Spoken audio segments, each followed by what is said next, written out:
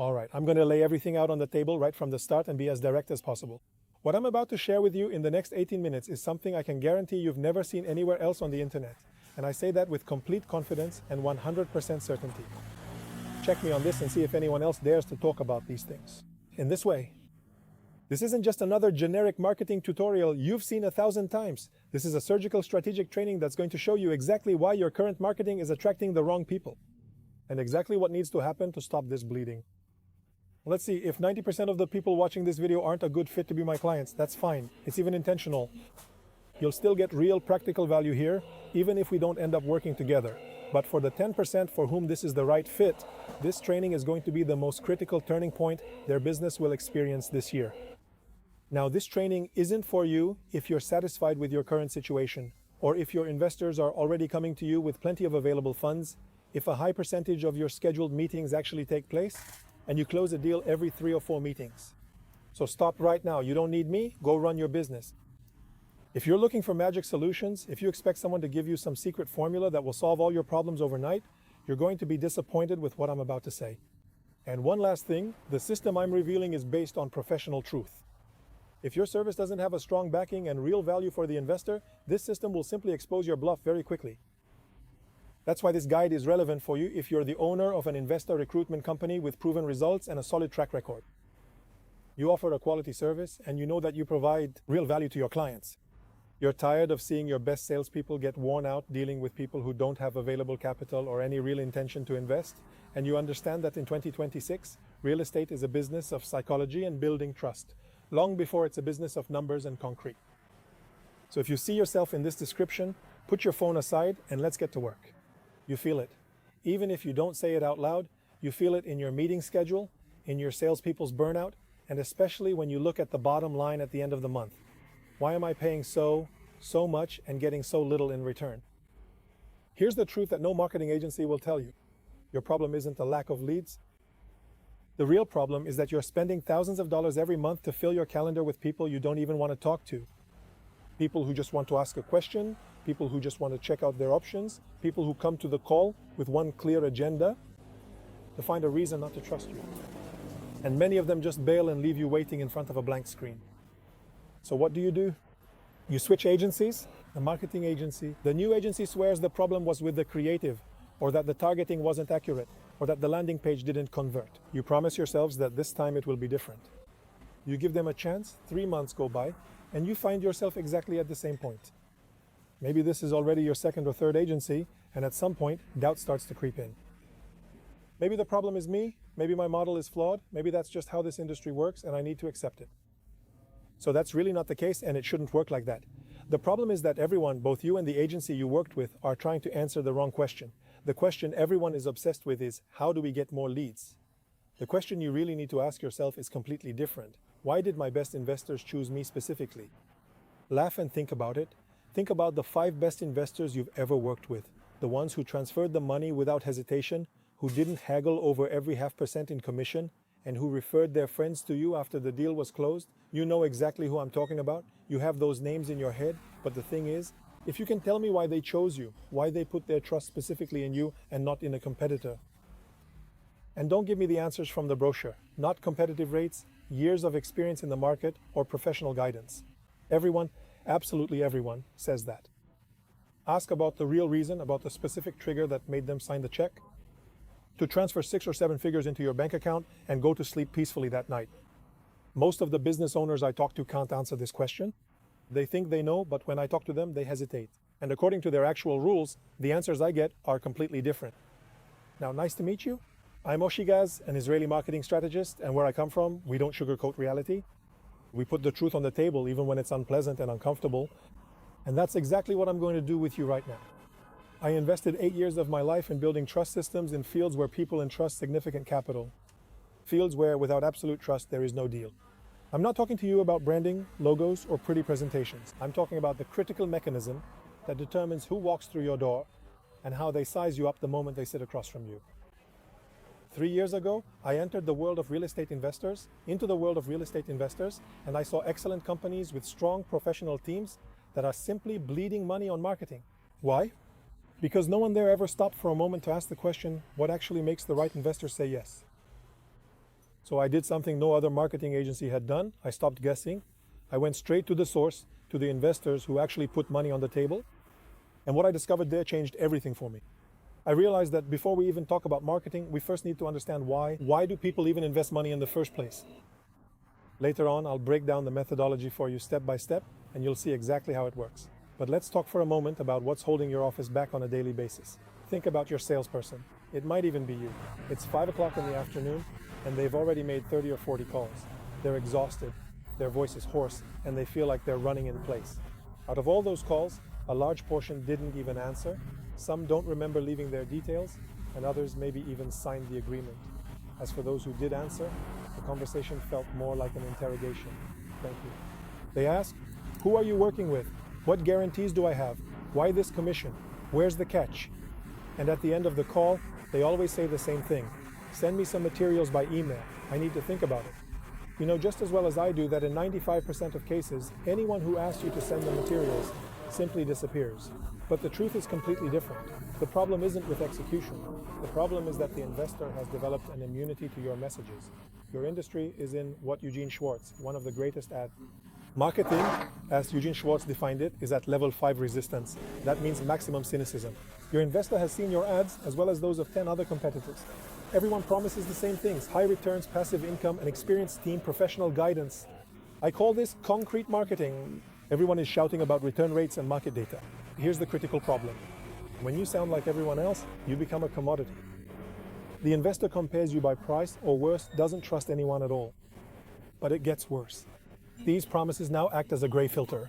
Serious investors, let's be honest, have already been burned in the past. They've seen syndications collapse. They know the guy who lost his life savings on a guaranteed deal. So when you shout about an 18% return or a guaranteed yield, you're not attracting them. You're driving them away. They've learned the hard way that the louder the promise, the greater the risk. Who still responds to ads promising insane passive income in 2026? Only information collectors or people who are daydreaming? People without capital who will never invest a dollar. With your own hands, you've built a machine that attracts the wrong people and kicks out the right ones. And the worst part is, you work harder than your competitors who have inferior products. It's not bad luck, it's the owner of the system. Now, in every company I analyze, I see exactly the same pattern. The owner is convinced that investors choose him because of the numbers, or because of the deal structures, or because of the impressive market data. But when I show the investors who actually brought in money, they almost never mention the numbers as the first thing. They talk about the fear, they talk about a specific small moment when someone on your team was honest about a drawback in the deal instead of trying to hide it. They talk about the feeling that someone on the other side truly understands them. Your investor is carrying 5 heavy bags on his back, and your marketing completely ignores them.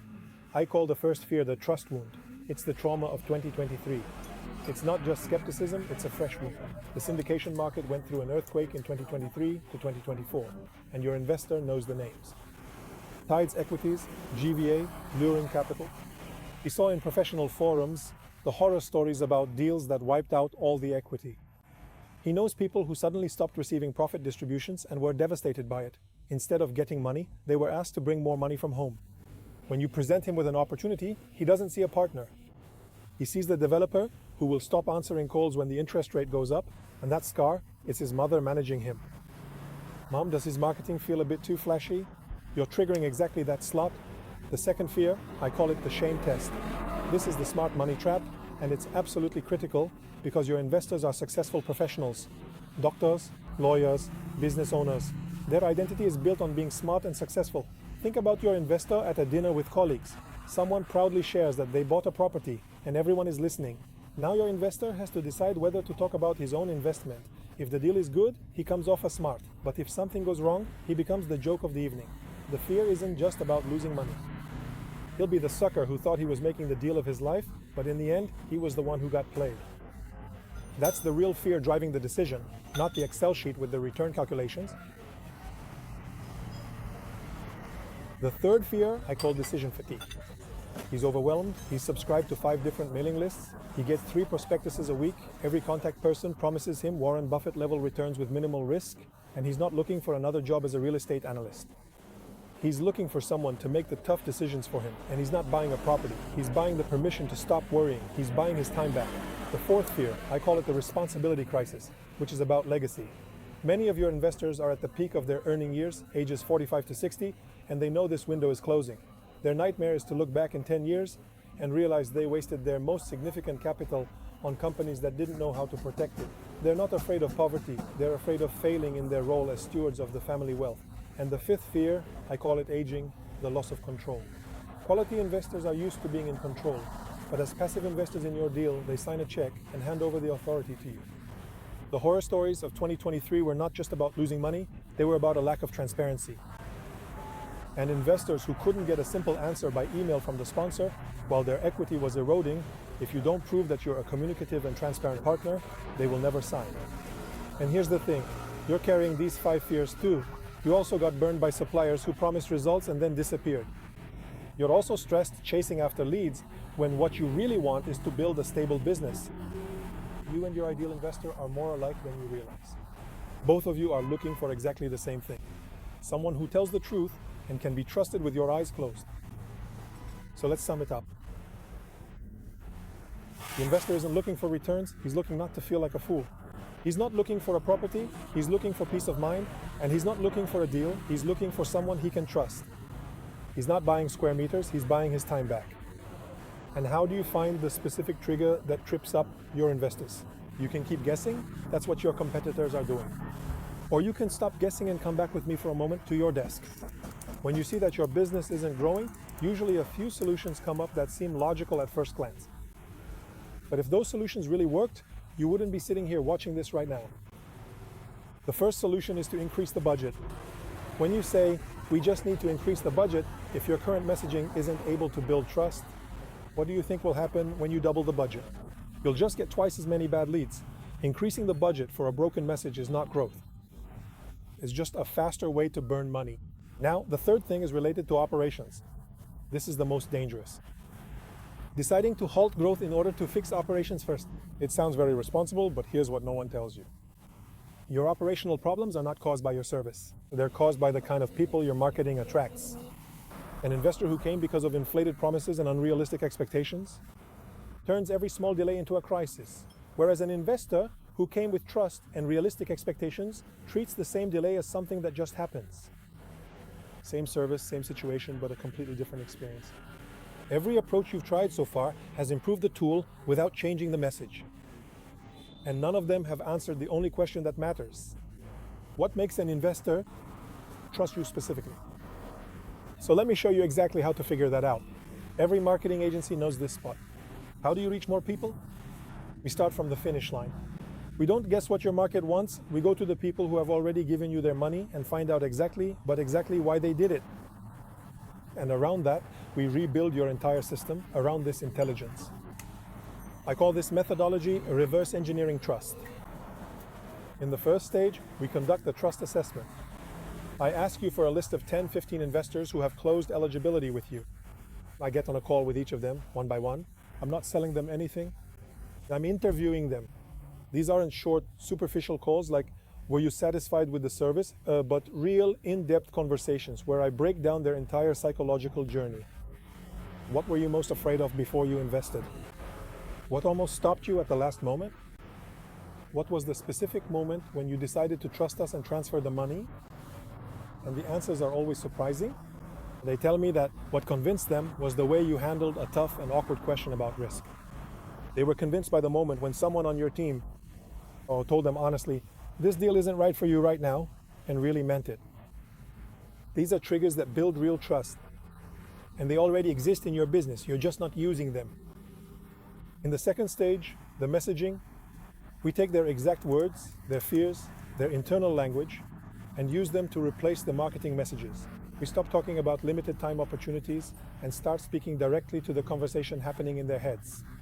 This methodology isn't based on theory or on some guru's best practices. It's built on the real words, fears, and triggers of people who have already put their money on the table. The third stage is filtering. I'm obsessed with how much it costs us to recruit an investor. I'm not interested in bringing you 100 tire kickers cheaply who just join your team and waste your time. I'm interested in bringing you 5 to 10 investors who will cover your annual marketing budget in a single deal.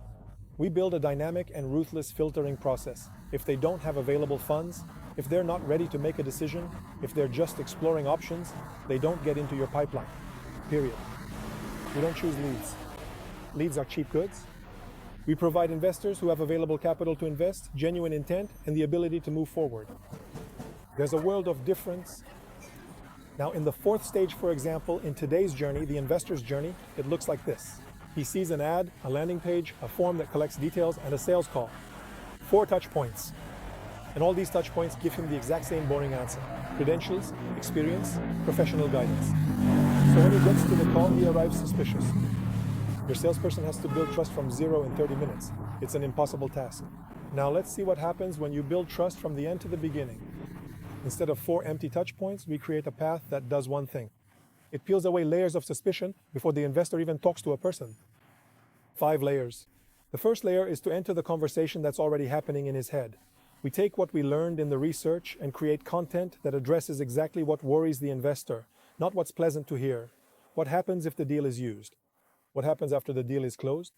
When he stands in front of his wife with his decision, when an investor sees content like this, he stops scrolling. Because no one talks about this. Suddenly, someone is saying out loud the thing he hasn't dared to tell anyone, and that's the moment he starts to listen. Now, in the second layer, we prove to him that you're not trying to sell. He arrives at a landing page and finds real value with no strings attached. The page doesn't ask anything of him. It simply gives. No pressure, no timer, no manipulations. At that moment, you stop being a vendor and he becomes an authority. An authority he wants to consult with. And in the third layer, we create a dynamic questionnaire built by a smart AI model. A questionnaire that adapts itself in real time to his priorities. He receives real value and meaningful insight. And on the other side, we get information that gives your salesperson an unfair advantage. How much free capital the investor has, what his goal is, what stands in his way. In the fourth layer, we capture him with a small action. From the moment he leaves his details for a call, he receives testimonial videos, automations, content that addresses objections, and FAQs. We don't chase after him. We warm him up. The moment he feels ready enough, he schedules a meeting directly in your calendar. And in the fifth and final layer, this is what happens with those who are still not ready. Most companies stop here. We continue to build a nurturing system. Every message, every email does one thing. It challenges an old belief and builds a new one. Through stories of investors who were in exactly his situation. The lead reads about someone else, but is actually convincing himself. Because people don't buy when you want to sell. They buy when they're ready, and when their desire is strong enough, your name needs to be the first one that comes to mind. Now let's put the theories aside and talk business. The Excel doesn't lie. Lie-buoy investors, serious players in the American market, who poured a huge budget into Facebook and Google, their CRM was packed with leads, but sales were stuck. The numbers were brutal. Only 25% of the appointments that were set actually took place. We stopped everything, conducted the trust assessment, went to the existing investors, and extracted from them the DNA of the decision. We built the new mechanism around the real triggers of the big money. And here's what happened within 90 days. The marketing budget stayed the same. You can see here in the table. They invested $20,000. The number of leads was cut from 570 to 180. The cost per lead jumped from $35 to $111. And we paid 3 times more for each lead because we were buying quality. The appointment rate soared from 25% to 75%, and the closing rate jumped from 8% to 28%. The customer acquisition cost dropped from $1,818 to $526, and the money in the bank, the revenues, soared from $165,000 to $570,000 a month. But the most important number isn't in the Excel sheet, it's in the day-to-day management. Suddenly, there are no more firefighting calls, no problematic investors draining the CEO's energy, and when you bring into the system only people who fit your business's DNA, you stop being a kindergarten teacher and go back to being a CEO. Now with the system running, your salesperson opens their calendar and sees 4 or 5 strategic meetings every day, each with a full profile. When they pick up the phone, the investor on the other end has already watched your content, has already heard you talk about their deepest fears, and already feels like they know you. There, sales stops being a pushy nuisance trying to force a property and becomes a strategic advisor in a position of power. The same service that used to generate complaints now creates preconditions for you. At this point, you're probably saying, that's great, Yossi, but what happens when I'm not there? That's exactly why this system is built differently. We're not building a campaign, we're building a process. A campaign depends on the person running it. A process depends on its structure. The messages are based on deep psychology, the fear of looking foolish, the need for peace of mind, the anxiety about legacy. These aren't passing trends, but things that have driven people for thousands of years. And our filtering mechanism works on its own. The trust building sequence runs 24 hours a day. That's the difference between a business that relies on you and a business that relies on a system. The first grows only as far as your limits, while the second grows as far as the market's limits. Now, I know the voices that just went through your head. Let's break them down. You're saying, I can't let someone from outside talk to my investors? These aren't sales calls. These are screening calls. People like it when you ask for their opinion. In 8 years, I've never had a single negative response, and the intelligence you get back from those calls shows you things about your business you've never seen before. We've collected franchises and exited in the past. I'd be very surprised if not. Here's the difference. I don't start with my ideas, I start with your investors. My methodology is built on evidence from your own business. And if the screening doesn't reveal clear insights, I'll tell you that to your face. I'd rather lose a deal than take your money when I can't deliver the goods. And maybe you're telling yourself, we need to fix the operations before we scale up marketing. Your operational chaos isn't the problem, it's the symptom. The moment you fix the front door and only let in qualified and precise investors, 80% of your operational issues will disappear on their own. Now let's get practical. You have a winning product. The investors who come in are making money, so why is it so hard to sell it? To sell. This gap between the value you provide and the effort it takes to sell it isn't fate, it's an engineering flaw in the system. The winners of 2026 won't be those with the biggest budgets, they'll be the ones who figured out how to build trust. Now you have two options. You can keep doing what you've always done, fighting for leads, hoping for the best, and staying in the same place. Or you can take a shortcut. Let me give you a 45-minute trust assessment with no sales pitches. We'll break down your messaging. We'll pinpoint exactly where the money is slipping away, and you'll leave with a practical action plan to attract investors who are already ready to make a deal. If, at the end of the assessment, you want us to work together, I'll explain how our model works. My commitment in these 45 minutes is to reveal blind spots that are costing you deals today. If you feel that I've wasted your time, just tell me and we'll part as friends. My reputation is more important to me than your money. You've proven that the product works. Now it's time to build a system that brings you people who deserve it. Click below and let's talk. Thank you very much.